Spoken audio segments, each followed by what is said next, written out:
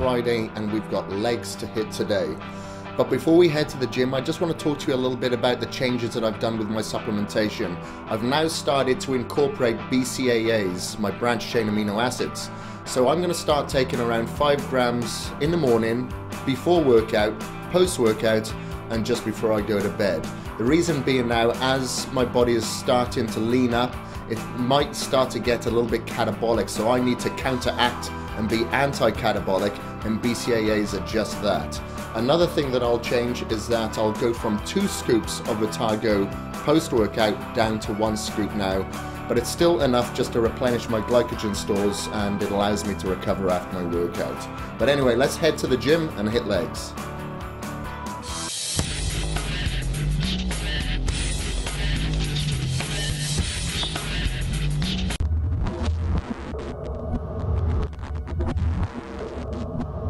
Today we're going to begin with a brutal superset. We'll be doing 3 sets of 25 reps on leg press and then squats for around 10 reps. This is going to be an intense leg day, so we'll want to make sure that we're completely warmed up.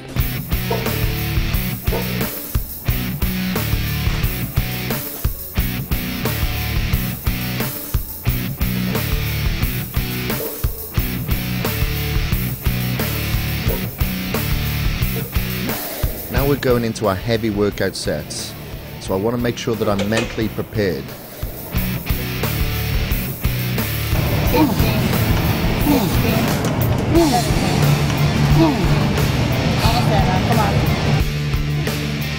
So after the heavy weight and the high repetitions of leg press, your legs are going to be really fatigued. And now we're going straight into the squat. It's definitely going to be a challenge, but you can do it. You'll want to scale down your squatting weight just a little lighter than you normally do. Because it's a free weight, you'll have to use your stabilizers while your muscles are already stressed from the leg press. Make sure you focus on getting down to around 90 degrees so your hamstrings are parallel with the floor.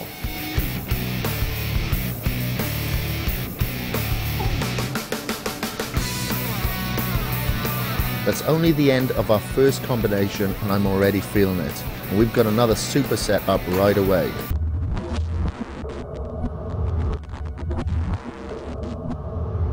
Our next superset will directly target the hamstrings with seated hamstring curls, supersetted with standing hamstring curls. We'll be doing double leg for the seated curls for 20 reps.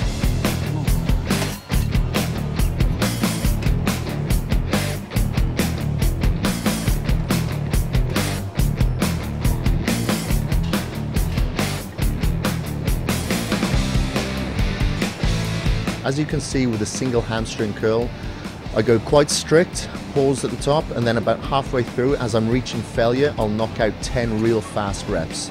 I find that just doing some explosive movements like this, I'm able to get out plenty more reps, just get a good burn, lots of blood in the muscle, big pump, and really tortures hamstrings.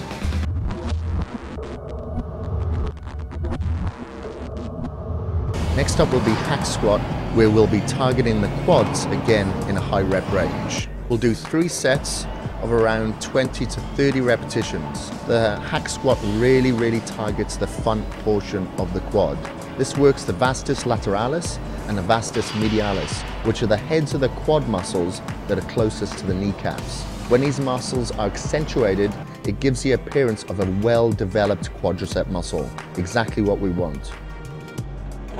Even though our back is supported on machines like leg press and hack squat, sometimes it can be important to use a belt. I'm just feeling a real big pump throughout my lower back today, so I'm just using a belt here.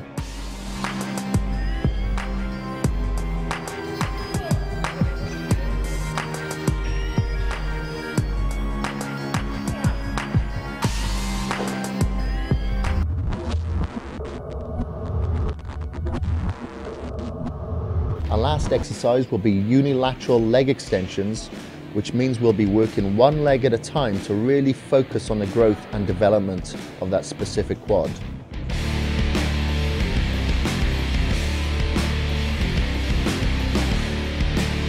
As you can see, I just shooed my wife away because I was determined to reach the reps myself, but don't worry, she'll get me back later. It's the only time that I can get away with it in the gym.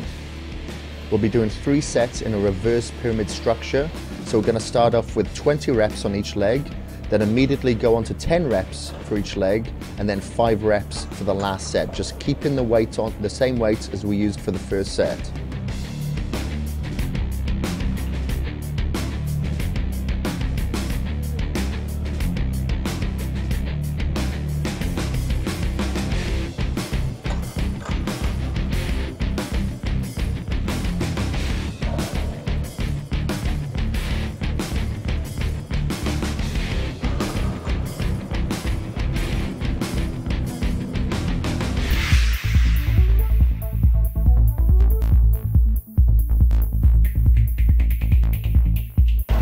God, any idea where we are in the transformation?